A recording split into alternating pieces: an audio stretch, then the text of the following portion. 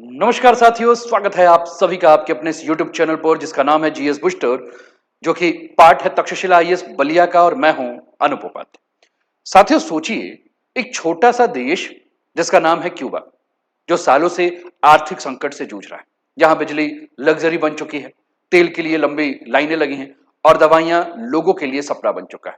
और तभी दुनिया का सबसे ताकतवर देश अमेरिका एक चेतावनी देता है, लेकिन कुछ ही घंटों में वह अपनी बयान से गायब हो जाता है। मान लो जैसे कि उसने कुछ कहा ही ना हो। सवाल यह है कि क्या यह सिर्फ एक स्लिप ऑफ टंग था या फिर ग्लोबल पावर पॉलिटिक्स का कोई नया अध्याय खुल रहा है? क्या वेनेजुला और ईरान के बाद अब क्यूबा की बारी है? क्या डोनाल्ड ट्रंप एक संकेत दे रहे हैं या फिर कुछ छुपा रहे हैं? क्योंकि जियो पॉलिटिक्स में जो दिखता है वो होता नहीं है और जो होता है वो दिखता नहीं। Welcome to the real game of power, pressure and propaganda. और यह है ग्लोबल पॉलिटिक्स डिकोड। यानी कि आज हम क्यूबा के बारे में चर्चा करेंगे और चर्चा यह भी करेंगे कि किस प्रकार से इस युद्ध के इतिहास जो है वह रशिया और आपके जो कोल्ड वार है उससे जुड़े हुए हैं। साथियों, चैनल पर पहली बार है तो चैनल को सब्सक्राइब करके बेल आइकन दबा दीजिएगा। वीडियो को अंत तक देखिएगा और अपने विचार कमेंट के माध्यम से हम तक अवश्य पहुंचाइएगा। तो चलिए शुरुआत करते हैं आज के इस सेशन का। ईरान, वेनेजुला और अब क्यूबा, नेक्स्ट टारगेट है किसका? ट्रंप का। कुछ समाचार पत्रों को हम आधार लेते हैं। राइटर्स से हमने तीनों समाचार लिया है, जिसमें 22 मार्च, 28 मार्च और 25 मार्च, तीन अलग अलग तारीखें हैं। 22 मार्च को यानी कि 22 मार्च को Cuba restores power to Havana after second grid collapse in a week. 28 मार्च का न्यूज देखिए, ट्रंप से Cuba is next in speech touting US military success. 25 मार्च का एक और न्यूज दिख रहा है, international convoy delivers tons of aid to Cuba amid crisis. मतलब ये कि क्यूबा की स्थिति दिख रही है, एक जगह स्वास्थ्य को लेकर, दूसरी तरफ अगर हम बात करें तो बिजली को लेकर, और तीसरी तरफ एक नई आफत को लेकर। साथियों, ये क्यूबा के बारे में हम जानकारी लें, क्यूबा के बारे में चर्चा करें उसके पहले हम मैप में देख लें कि ये क्यूबा है कहां। साथियों, आपके स्क्रीन पर यह नॉर्थ अमेरिका का मैप है और नॉर्थ अमेरिका में आप देख रहे हैं ये आपको यूएसए जो है वो नजर आ रहा है। यूएसए से के ऊपर देखेंगे तो ये आपको कनाडा दिख रहा है, यूएसए के नीचे आपको यहां मैक्सिको दिख रहा है, ये आपको गल्फ ऑफ मैक्सिको दिख रहा है। और यहां से हम आ रहे हैं तो ये आपका ईस्टर्न कोस्ट है किसका? क्यूबा, अमेरिका का, जिसमें वाशिंगटन, न्यूयॉर्क, बोस्टन है ना, पिट्सबर्ग वाला एरिया है, ये नॉर्थ अटलांटिक ओशियन है। चलिए थोड़ा सा और आगे बढ़ते हैं। अब इसी मैप में थोड़ा सा आगे बढ़े तो हमने गल्फ ऑफ मैक्सिको देखा था और ये यूएसए का फ्लोरिडा है, ये मियामी है। मियामी से नीचे आ रहे हैं, आपको ये क्यूबा दिख रहा है और ये क्यूबा की राजधानी हवाना दिख रही है। ठीक, और ये पूरा का पूरा क्षेत्र जो है वो अटलांटिक एशियन का एक सागर जिसका नाम है कैरेबियन सी, कैरेबियन सागर, ये क्षेत्र है। साथियों, क्यूबा में आज जो भी हो रहा है, आज क्यूबा एक बहुत बड़े आर्थिक संकट से गुजर रहा है। रोज कई घंटे तक बिजली वहां नहीं आती है, पेट्रोल और डीजल की वहां भारी कमी है, खाने पीने की चीजें कम मिल रही हैं। हालात इतने खराब हैं कि कभी कभी पूरा देश जो है वो अंधेरे में चला जाता है। और इसका असली कारण है, क्यूबा खुद तेल नहीं बनाता है, वह तेल बाहर से मंगाता है।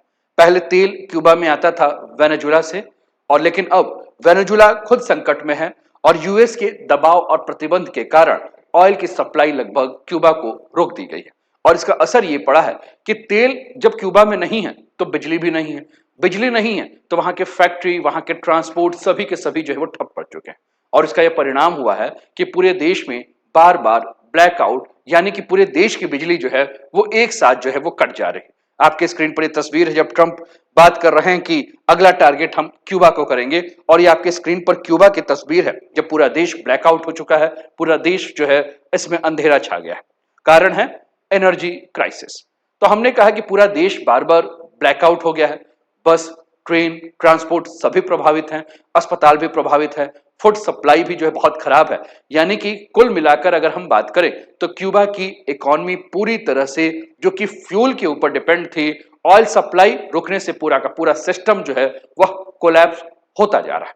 अब यहां हम अमेरिका की भूमिका के बारे में बात करें साथियों, तो अमेरिका की यहां भूमिका है क्या? अमेरिका कर क्या रहा है? साथियों, अमेरिका यहां आर्थिक दबाव की नीति से काम कर रहा है। यहां अमेरिका सीधे युद्ध नहीं कर रहा है क्यूबा से, बल्कि क्यूबा पर आर्थिक दबाव बना रहा है। और अमेरिका की पूरी रणनीति यही है कि क्यूबा तक तेल पहुंचने से रोक दिया जाए।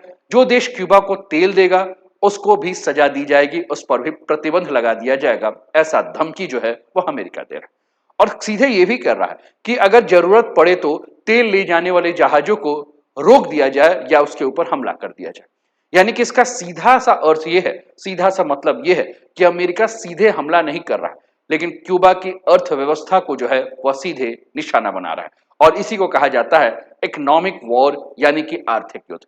और अमेरिका का सीधा लक्ष्य एक ही है कि क्यूबा की अर्थव्यवस्था को इतना कमजोर कर दिया जाए कि वहां का ईंधन खत्म हो जाए, लोगों की जो भी जरूरी चीजें हैं वो उन्हें ना मिले, जिससे क्यूबा की जनता सरकार के खिलाफ नाराज हो जाए और अंत में सरकार अपने आप गिर जाए, कोलैप्स हो जाए। जो काम अमेरिका ने श्रीलंका में किया, जो काम अमेरिका ने बांग्लादेश में किया, जो काम अमेरिका ने नेपाल में किया, जो काम अमेरिका ने वेनेजुला में किया, जो काम अमेरिका ईरान में कर रहा है, वही काम अमेरिका जो है अब क्यूबा में करना चाह रहा है। यानी कि आर्थिक दबाव की नीति एक वह तरीका है जिसमें कोई देश जो है वो बिना युद्ध किए दूसरे देश की अर्थव्यवस्था को कमजोर करके अपने राजनीतिक लक्ष्य को जो है वो प्राप्त करना चाहता है। लेकिन ये ऐसा क्यों हो रहा है? क्या इतिहास में ऐसा कुछ छुपा हुआ है? साथियों, आपके स्क्रीन पर ये तस्वीर है क्यूबा के प्रेसिडेंट मिगुएल डियाज कैनेल की, जो कि इन्होंने पहले ही क्यूबा में जो है अमेरिका के गवर्नमेंट को लेकर बात हो रही थी। और आपके स्क्रीन पर ये फिडेल कास्ट्रो हैं, जो कि लगभग 50 वर्षों तक क्यूबा पे इन्होंने शासन किया, 1959 से लेकर 2008 तक। ठीक, चलिए आगे बढ़ते हैं और थोड़ा सा पीछे चलते हैं, इतिहास के पन्ने को खंगालते हैं। और इतिहास के पन्ने को जब हम खंगाल रहे हैं तो हमने फिडेल कास्ट्रो की बात की थी, और फिडेल कास्ट्रो का जो शासन काल हमने देखा था, आपके स्क्रीन पर फिर से मैं तस्वीर दिखा रहा हूं, 1959 से है। और ये आपके स्क्रीन पर उस समय के फिडेल कास्ट्रो की तस्वीर जो है वो देखने को मिल रही है। साथियों, 1959 में जब फिडेल कास्ट्रो सत्ता में आए तो देश में कम्युनिस्ट नीतियां जो है वो लागू की, अमेरिका की कंपनियों और संपत्तियों को अपने नियंत्रण में ले लिया, यानी कि उनका राष्ट्रीयकरण किया। और इसी को लेकर अमेरिका की प्रतिक्रिया जो है वो बदल गई। यानी कि अमेरिका को अब लगने लगा कि क्यूबा पर जो अमेरिका का प्रभाव था वह प्रभाव खत्म हो रहा। और इसलिए अमेरिका ने क्यूबा के ऊपर आर्थिक प्रतिबंध लगा दिए, ट्रेड यानी कि व्यापार को जो है वो बंद कर दिया, और उसके बाद क्यूबा को अलग करने का प्रयास किया। अब क्यूबा ने क्या किया? जब क्यूबा के ऊपर आर्थिक प्रतिबंध लगा दिए गए तो क्यूबा ने सोवियत यूनियन से जो है, सोवियत संघ से जो मदद मांगी, और सोवियत संघ ने क्यूबा को तेल दिया, आर्थिक मदद की, और यहां तक कि मिलिट्री सहायता भी दी। और यहीं से शुरू हुआ कोल्ड वॉर का एक बहुत बड़ा अध्याय, जो कि आगे यूएसएसआर के विघटन का जो है वो कारण भी बना। यानी कि एक तरफ यूएस और दूसरी तरफ सोवियत यूनियन। यूएस का मतलब कैपिटलिस्ट यानी कि पूंजीवाद, और सोवियत यूनियन का मतलब कम्युनिज्म यानी कि साम्यवाद। और इसी दोनों के बीच में फंस कौन गया? इन्हीं दोनों के बीच में फंस गया क्यूबा। ठीक, यानी कि अब ये जो तनाव आपको दिख रहा है क्यूबा, यूएसएसआर और आपका अमेरिका का, यही तनाव जो है वो 1962 में द थ्रेट ऑफ क्यूबियन मिसाइल को देखने को मिला। 1962 में यह तनाव जो हुआ, इससे क्यूबन मिसाइल क्राइसिस जैसे खतरनाक घटना हुई और दुनिया परमाणु युद्ध के बहुत करीब जो पहुंच चुकी।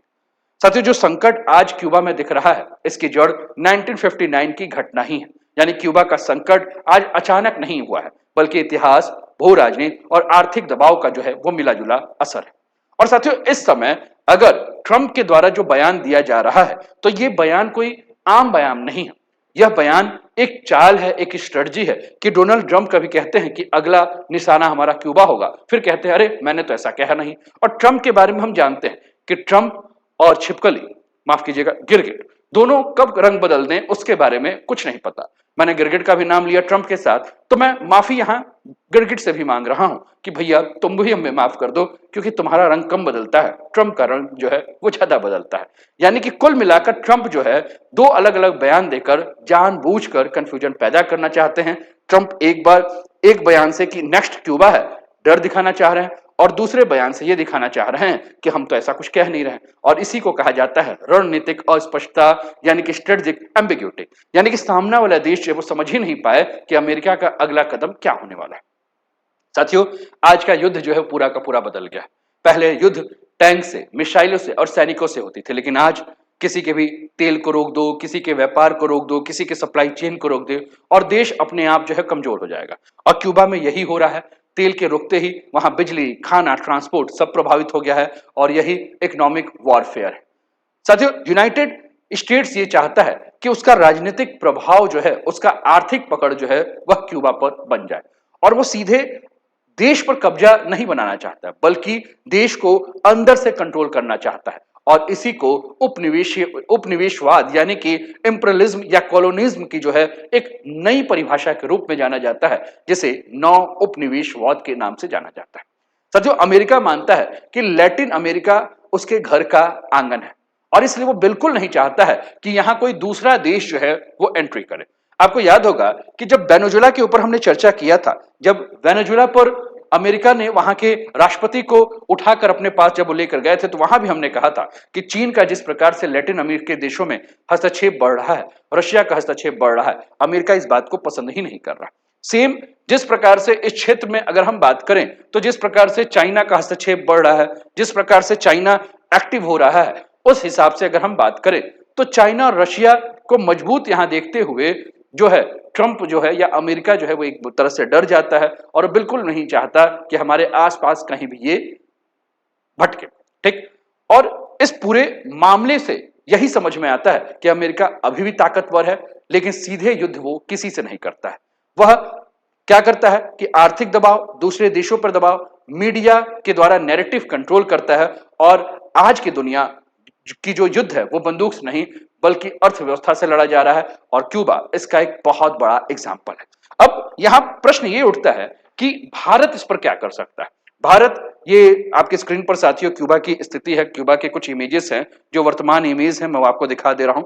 ये कंडीशन है और क्यूबा की स्थिति बहुत ही ज्यादा दयनीय जो है वो बनी हुई है। लेकिन प्रश्न यही है फिर से कि भारत को यहां क्या करना चाहिए। साथियों, भारत को यहां बहुत ही बैलेंस और समझदारी भरा रुख अपनाना चाहिए। किसी एक पक्ष के साथ जो है पूरी तरह से नहीं खड़ा होना चाहिए। नेशनल इंटरेस्ट को जो है सबसे ऊपर रखना चाहिए। भारत को जो है वो तटस्थ रुख अपनाना चाहिए, ना ही यूनाइटेड स्टेट्स के साथ खुलकर आए, ना ही क्यूबा के साथ आए। और भारत को यहाँ स्ट्रेटेजिक ऑटोनॉमी यानी कि अपने फैसले खुद लेते हुए किसी के दबाव में बिना आए हुए जो है वो करना होगा। ऐसा क्यों जरूरी है? क्योंकि साथियों, यूएस जो है भारत का एक महत्वपूर्ण साझेदार है, चाहे हम टेक्नोलॉजी की बात करें, चाहे डिफेंस की बात करें, चाहे ट्रेड की बात करें। क्यूबा जैसा देश ग्लोबल साउथ का हिस्सा है, जिनके साथ भारत के ऐतिहासिक और नैतिक संबंध है। लेकिन सबसे महत्वपूर्ण क्या है? सबसे महत्वपूर्ण इस समय भारत के लिए है कि भारत को क्यूबा और अमेरिका दोनों के साथ अपने संबंध बना के रखना होगा और भारत को अपने हितों को सुरक्षित रखना होगा। साथियों, भारत को इस मुद्दे पर तटस्थ रहते हुए रणनीतिक स्वतंत्रता के साथ अपने राष्ट्र हितों के ऊपर जो है ध्यान रखते हुए संतुलित नीति जो है अपनानी होगी। क्यूबा का यह संकट यह दिखाता है कि 21वीं सदी में ताकत का इस्तेमाल बंदूक से कम और आर्थिक दबाव, रणनीतिक भ्रम और प्रभाव क्षेत्र के जरिए जो है वह ज्यादा किया जा रहा है। आपको क्या लगता है, क्या करना चाहिए भारत को? और अमेरिका जो कर रहा है वो क्या है?